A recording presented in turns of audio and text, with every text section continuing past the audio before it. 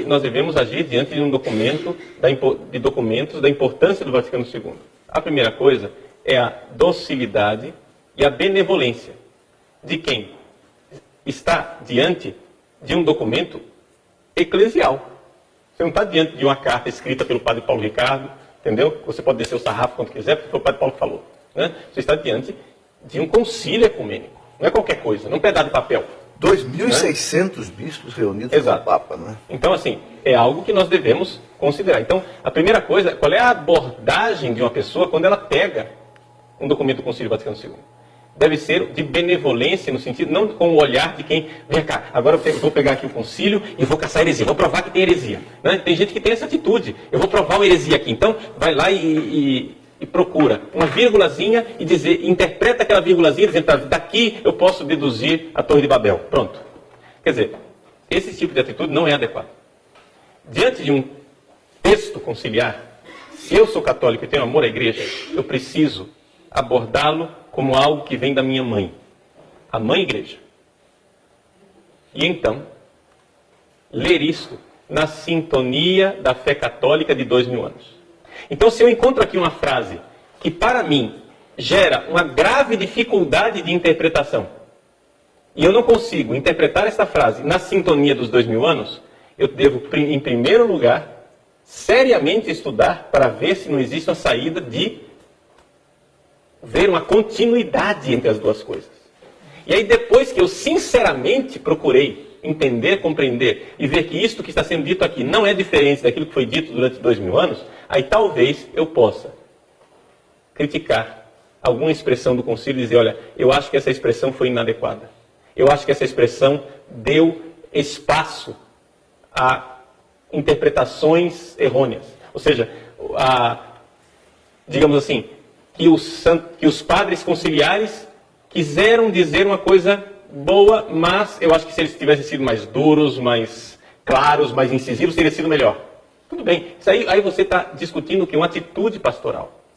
E dá para discutir uma atitude pastoral com respeito para com os bispos, não é? Porque é evidente, nós não temos ainda dentro da igreja o dogma da Imaculada Conceição Episcopal, não é? Ou seja, os bispos não são sem pecados, sem erros, sem falhas. Não é? É possível, sim. Mas uma coisa é você discutir uma coisa e falar como um rebelde que quer que a igreja caia, ou então como um rebelde que quer causar ruptura. O Papa Bento XVI, ele tem insistido para que nós não abordemos o concílio num espírito de ruptura. Seja a ruptura do pessoal progressista, que quer dizer, está vendo? Nós somos da igreja pós-conciliar, como se fosse o Antigo e o Novo Testamento, né? Um negócio assim. Somos da igreja pós-conciliar, agora daqui para frente somos outra igreja. O Papa diz, não.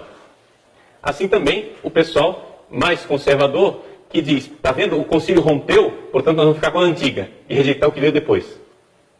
O Papa diz, vamos primeiro ver, sinceramente, se nós podemos, com sinceridade, dizer que isso daqui não está em sintonia com o que veio antes. Os textos reais do concílio, não o suposto espírito, não é? É conciliar, mas o texto real. Então, existem textos sobre os quais algumas pessoas têm dificuldades sérias e objetivas? Sim. Acho que já chegamos a esse ponto que tem alguns textos que são de difícil interpretação, etc. e tal. Então, por que a igreja, por que nós não vamos então entrar nessa dinâmica, né, de uma interpretação, de continuidade, de procurar esclarecimento, etc., com o espírito de igreja? Mas agora chegar e demonizar um concílio, dizer que o concílio, Vaticano II é a causa de todos os males, né, dos últimos 50 anos, eu acho que isso daqui é tão irreal. Porque, veja, uma reunião de bispos católicos, me desculpe, mas não sei se sou eu que sou pessimista, mas eu não acho que o mundo inteiro estava esperando a decisão dos bispos para mudar de atitude. Né? As coisas, a bomba relógio já estava armada. Né? Os bispos assinaram os últimos decretos do Vaticano II em 1965. Em 1968, eclodiu no mundo inteiro uma revolução estudantil, marxista, maluquice, revolução hippie, revolução sexual, etc. e tal. Pergunto, foi o concílio que causou isso? Como? Nem pensar. Isso não passava pela antecâmara do cérebro dos bispos conciliares. Não está em nenhum documento, não está em lugar nenhum. Agora, o que aconteceu, isso sim, infelizmente, homens de igreja aproveitaram a onda e então colocaram dentro da igreja erros, dizendo que era o espírito do concílio. E que tudo isso, toda essa revolução sexual eram os novos tempos e o espírito do concílio queria isso. Aí sim, isso fez sofrer enormemente a igreja, fez sofrer enormemente o Papa Paulo VI. Por exemplo, quando em 68 o Papa Paulo VI publicou a sua encíclica Humanae Vitae sobre os anticoncepcionais. 68. 1968. Não é? No mesmo ano que estava acontecendo toda essa revolução, ou seja, os protestos enormes do mundo inteiro contra a Humanae Vitae. Quer dizer, vamos dizer o quê? Que Paulo VI queria aquilo? Que foi o concílio que causou aquilo? Como? Né? A igreja não, nesse concílio, ela não desafirmou, se assim pudéssemos dizer, não contradisse nenhuma afirmação dogmática solene de nenhum concílio anterior. Certo. Preservou todos. Segundo, guardando o depositum fidei, o conteúdo da fé, o depósito da fé, a igreja fez apenas ver como nós vamos transmitir a fé católica a este mundo que está mudando a sua característica, que está se tornando cada vez mais reticente, mais refratário à fé, que está cada vez mais desacralizado, posso dizer que está cada vez mais anticatólico. Como levarmos o evangelho, como levarmos os sacramentos, como levarmos os mandamentos, como levarmos a redenção e a vida em Deus, a vida orante, dentro da qual os sacramentos estão no coração, no centro da vida orante, no centro da vida de oração, estão os sacramentos. Como levar isso de uma forma incisiva, forte, arrojada, com a força do Espírito Santo? Como vamos pôr a barca de Pedro no meio de um mar tão enfurecido e fazer com que ela avance com força, pescando, pescando, pescando, pescando, até levar ao porto seguro da salvação? Então ninguém está autorizado a desmerecer, nem desconsiderar. Por quê? Porque a igreja, como mãe mestra, agora dizendo, vamos avançar por aqui. Conservado o conteúdo, conservado as nossas riquezas, conservado o tesouro da fé, o depósito da fé. Agora nós vamos transmiti-lo partindo para essas realidades e esses expedientes. Isso é para fazer ouvidos mocos? Ouvidos surdos? Atacar a maneira como a igreja quer ensinar agora a levar o evangelho e a redenção é atacar o próprio evangelho e a própria redenção. Me mostrem, Eric, eu desafio quem está nos assistindo nesse momento. Me mostrem uma única violação do Depositum Fidei, do depósito da fé que o Concílio Vaticano II fez. Aí é claro que eles vão, muita gente vai grifar umas 200 afirmações dos documentos isoladas, lidas separadamente, e vai colocar exatamente como os protestantes fazem, pegando versículos isolados da Bíblia. Olha, está aqui, olha o que diz aqui a Gaudium et Spes, olha o que diz aqui a Lumen Gentium, o principal documento do Concílio Vaticano II, a Lumen Gentium, Luz dos Povos. Olha o que diz aqui a Sacrosanctum Concilium, a Optatum Totius sobre... Não, vamos ler no todo. Católico, catá, holohom, segundo o todo. Não vem isolar e querer pegar uma frase desconectada do mundo onde ela está posta ali e querer interpretar o todo a partir dessa frase isolada, que não vai conseguir, não. Bom, é claro que o senhor já disse aqui em outra oportunidade, mas essa fala do senhor também já ressalta isso.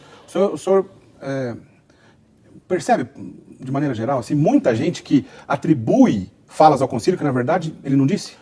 O que eu aprendi, Eric? Aprendi de sacerdotes bons, hein? Zelosos, com os quais convivi e convívio. Aquilo que é fato. Uma coisa é o que o Vaticano II disse e que ainda não se descobriu. Queria me deter um pouquinho mais nisso, Eric. O que o Vaticano II disse? Até hoje, nós ainda não mergulhamos no que o Concílio Vaticano II disse para valer, que foi o grande esforço de um homem que era o cardeal Joseph Ratzinger, que pegou um pós-concílio, já que estamos nos concílios ecumênicos, hein? O que acontece é que, me permite, no ano de 1972, o bem-aventurado Paulo VI fez uma alocução desde a Rádio Vaticana para todo mundo. Era o ano de 1972. E nesta locução, que ele chamou, é importante. Eu estou dizendo isso, Eric, os nossos amigos em casa já vão entender, porque vai dar uma compreensão única ao que nós estamos aqui tematizando, problematizando. Então, em 72, o bem-aventurado Paulo VI faz uma locução desde a Rádio Vaticano II, desde a Rádio Vaticana, certo, chamada Sed Libero nos Amalo. Sed libera nos Amalo. Mas livrai-nos do mal. Onde ele coloca que depois do Vaticano II se esperava uma primavera, uma verdadeira primavera, mas ao contrário disso veio só tempestade. Isso joga contra o Vaticano II? De maneira nenhuma. O que Paulo VI estava querendo dizer é que não estávamos conseguindo mergulhar dentro do que o concílio ensinou e levar isso para frente, colocar isso em prática. Joseph Ratzinger fez um grande empenho com São João Paulo II e depois como Bento XVI para que mergulhássemos. Está começando a florescer a compreensão do concílio. Eric, eu fiz teologia. Eu fiz uma teologia lamentável, onde eu estudei que tive que correr atrás. Porque uma grande parte e uma enorme parte daquilo que se ensinou não era o que a igreja ensina. E sempre se usava o rótulo, o Concílio Vaticano II disse. E aí um dia eu perguntei, o senhor pode me mostrar onde é que está no Concílio Vaticano II? Onde é que está nos documentos do Concílio Vaticano II isso que o senhor está dizendo? E qual foi, obviamente, qual foi a conclusão? Não estava lá. Não estava lá. O problema foi que instrumentalizaram o concílio de uma forma, assim, malévola. Uma coisa é, isso eu aprendi de um grande homem, uma coisa é o que o concílio disse, outra é o que dizem que o concílio disse, e outra é o que disseram do concílio. Certa ocasião, Eric, eu cheguei num local para celebrar, e eu trazia todos os meus paramentos. Todos os meus paramentos. Certo. Alva, amito, estola, casula, símbolo, o galão sobre a casula, tudo. O sacerdote local disse, padre, para que tudo isso? O Concílio Vaticano II acabou com todas essas coisas. E aí eu não tive alternativa, Eric. Eu tive de olhar e dizer para ele, padre, vamos fazer o seguinte, pega o Concílio Vaticano II, pega, o senhor deve estar falando da Sacrosanctum Concilium, pega lá, vamos sentar e vamos ver juntos onde que ele determinou que tudo isso não deveria existir mais. Agora o senhor não vai me mostrar, porque não tem. Daquilo que o senhor estava dizendo, o que dizem do concílio, ou O que dizem que o concílio pensam disse. que ele disse, né? O que dizem que o concílio disse. Entendi. Então o concílio virou bala na agulha. Entendi. Tem de expressão bala na agulha, meu querido, você que está em casa? O concílio virou biombo, Eric, para se esconder atrás, esconder os próprios erros atrás. O concílio disse coisa nenhuma. O problema é que o concílio não disse.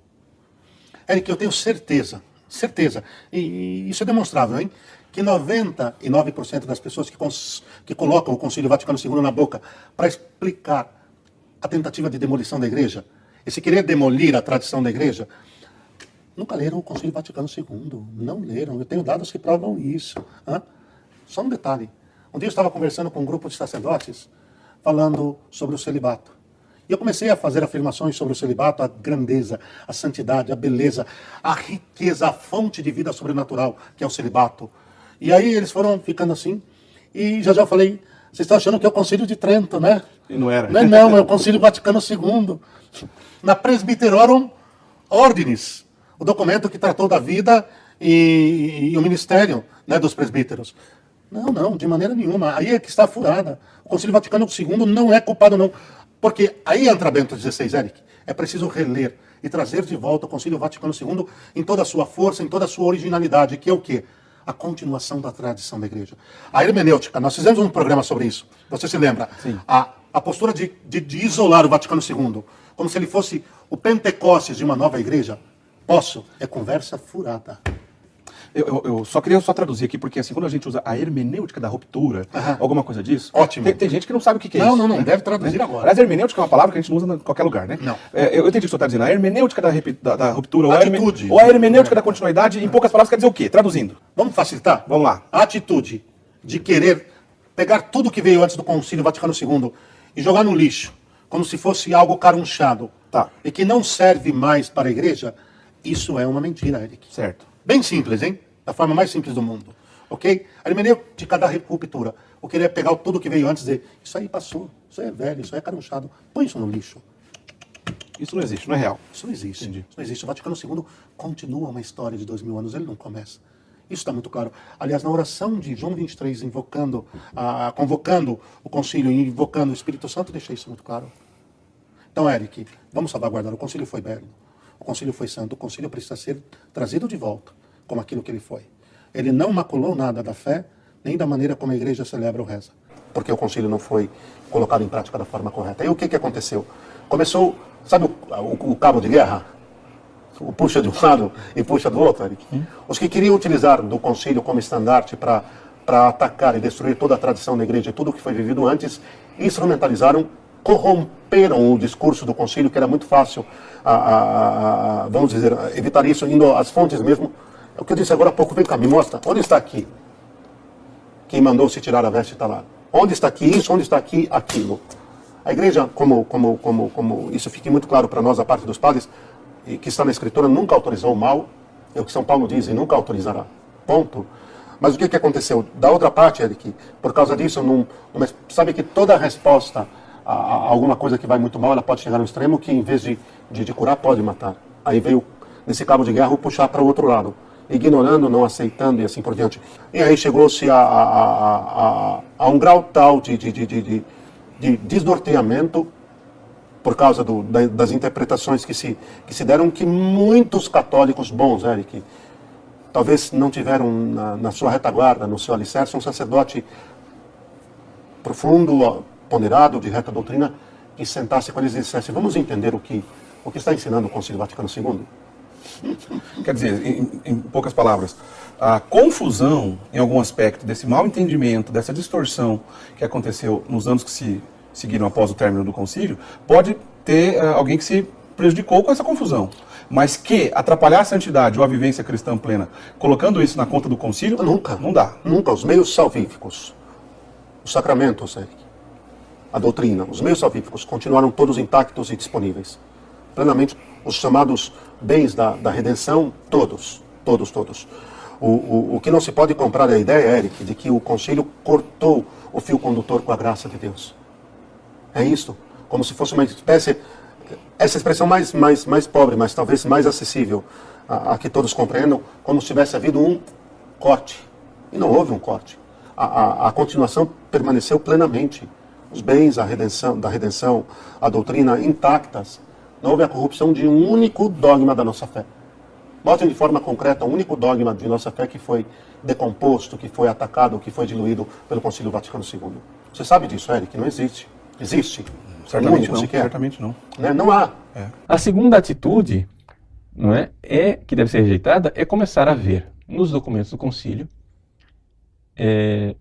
aquilo que ele não disse. E começar a ver em coisas que o concílio colocou muito claras, precisas, cirúrgicas, porque aqueles textos foram debatidos, foram pensados e repensados, ele disse de forma cirúrgica. Então, o que acontece? O concílio disse aquilo, aí você pega aquela frase, encontra frases semelhantes em autores revolucionários, heréticos, condenados, etc. E chega e diz: está vendo? O concílio aprova tudo isso. Isso também não é verdade. Não é? Ou seja, querer pegar excessos heréticos de teólogos que até, quem sabe, foram até peritos do concílio. Por exemplo, Schillebeeckx, né? Foi perito do concílio. Então você pega as coisas de Schillebeeckx que foram claramente condenadas pela igreja, retroativamente vê que o concílio tinha aquela meia frasezinha lá, que talvez, né, tenha sido inserida lá pelo Schillebeeckx para ser interpretada um belo dia daquele jeito lá, como uma bomba relógio, e dizer: está vendo, o concílio, ele era herético desde o princípio, estava errado desde o princípio. Eu acho que isso não ajuda, entende? Isso não ajuda. Não ajuda porque, sinceramente, quem votou os documentos conciliares não foi o Schillebeeckx. Não é? Quem votou os documentos conciliares foram os padres conciliares, foram os bispos que estavam lá, que, sinceramente, os bispos de 50 anos atrás, eu não sei se eram tão revolucionários assim quando votaram tudo isso. Não é? Afinal das contas, os documentos do concílio foram todos assinados por Marcel Lefebvre, foram todos assinados por Dom Antônio de Castro Maier, foram todos assinados por Dom Sigot e Companhia Limitada. Todos eles assinaram os documentos. Quer dizer que, se eles assinaram, é porque aqueles documentos tinham uma interpretação válida, positiva. Senão eles não teriam assinados. E o Vaticano II, como ele quis, digamos assim, fazer textos de consenso geral, né, de conciliação de todas as tendências teológicas católicas presentes dentro do concílio. Então você tem lá textos enormes, textos que se prestam a uma plasticidade, digamos assim, inventiva, por parte de alguns teólogos malucos, não é? Mas dizer que o texto em si é maluco, eu acho que é exagerado. Então, assim, a gente vê claramente que os teólogos progressistas se aproveitaram do gênero literário do concílio e criaram um concílio alternativo. O próprio Papa Bento XVI disse isso naquele seu famoso diálogo com o clero de Roma, né, que foi a última vez que ele falou espontaneamente em público. assim, longamente, mostrando uma clara, uma lucidez, uma capacidade de reflexão enorme, ali com os padres de Roma, antes da sua renúncia ser efetivada, né? E ele disse claramente, desde o início havia o concílio dos padres conciliares e o concílio da mídia, não é? Para que vocês não fiquem à mercê de todo vento de opiniões, à deriva de todo tipo de verborreia, de todo tipo de discurso, de todo tipo de paixão retórica. Esse falou aquilo, aquele falou aquilo. Então uma das perguntas que foi mandadas, uma das perguntas ali no Instagram que me chegou, foi justamente, no meio de tantas vozes a quem ouvir? Ouça a igreja. A igreja. Quando nós nos arrogamos o direito de nos colocar acima do Santo Padre e dos bispos para apontar para eles, dizendo que eles estão errados em questões de fé, o que nós não podemos criticar é palavra do magistério. Isso não. Isso nós não podemos criticar. Porque palavra do magistério é revelação. E revelação é algo em que cremos, não é algo a que questionamos. E se questionamos, é para obter mais resposta e crer melhor. E não para contestar e jogar fora. Tá certo? Eu espero que eu esteja falando com católicos, não é? Com fiéis católicos, de verdade, que rezem. Eu costumo dizer aos meus alunos de ecumenismo, quando eu leciono essa disciplina, que no decorrer da disciplina eu costumo dar as palavras do magistério a respeito. A minha intenção não é convencer ninguém de gostar ou não do ecumenismo. Isso não é minha função. Para gostar ou não de algo da fé da igreja, você tem que rezar no sacrário e não assistir uma aula de teologia. A aula de teologia forma a razão. É oração no sacrário que forma convicção. Então, quando eu falo de ecumenismo aqui, eu estou falando de um dado da fé da igreja. Um dado da fé da igreja. Eu quero formar você no dado da fé da igreja. Eu quero aprimorar o seu conhecimento sobre esse dado da fé da igreja. Eu não quero convencer você dele. E deixa eu lhe dizer uma coisa. Católico é o todo. Quando uma pessoa é católica? Quando ela não seleciona no patrimônio da fé aquilo em que ela vai crer. Existe um todo. Então, aquilo que me é agradável, aquilo que me é confortável no crer, eu dou adesão de bom grado. E aquilo que não me é agradável, eu preciso me converter. Vocês conseguem entender isso? Eu preciso me converter, não é a igreja que vai mudar. Porque eu e você chegamos agora, a igreja está aqui desde que Cristo morreu e ressuscitou. E o Espírito Santo foi dado. Então quem sou eu e quem é você para dizer para a igreja o que ela tem que ensinar ou não, o que está certo ou o que está errado no patrimônio da fé? Existe um todo. Então quando uma coisa é aversiva no patrimônio da fé, qual é o direito que você tem? 2 direitos. O primeiro é o de não falar nada. O segundo é o de rezar no sacrário e pedir para Jesus te converter. Porque eu não estou falando de um assunto que diz respeito ao intelecto. Eu estou falando de um assunto que diz respeito à fé. Agora, quando você olha para o patrimônio e diz, Sacrosanto Contílio, eu gosto, né? Fala de liturgia. Aqui, ó, Lumen Gentium, fala da eclesiologia. Gaudium et Spes, fala do diálogo da igreja com o mundo moderno. Eu gosto mais ou menos. Mas Unitatis Redintegratio. Não, eu não gosto. Não gosto, não concordo. Opa! Sabe o que você acabou de fazer? Você acabou de escolher no patrimônio da fé aquilo com o que você concorda ou não. E assim como no grego existe a palavra católicos para se referir ao todo, existe uma palavra para se referir a esse comportamento de escolha. Quando você escolhe, você seleciona o que você crê ou não crê, com o que você concorda ou não. A palavra em grego é hairesis. Hairesis, a escolha. É da palavra escolha, hairesis, que vem o termo herege. Herege. Herege é aquele que escolhe. Entende?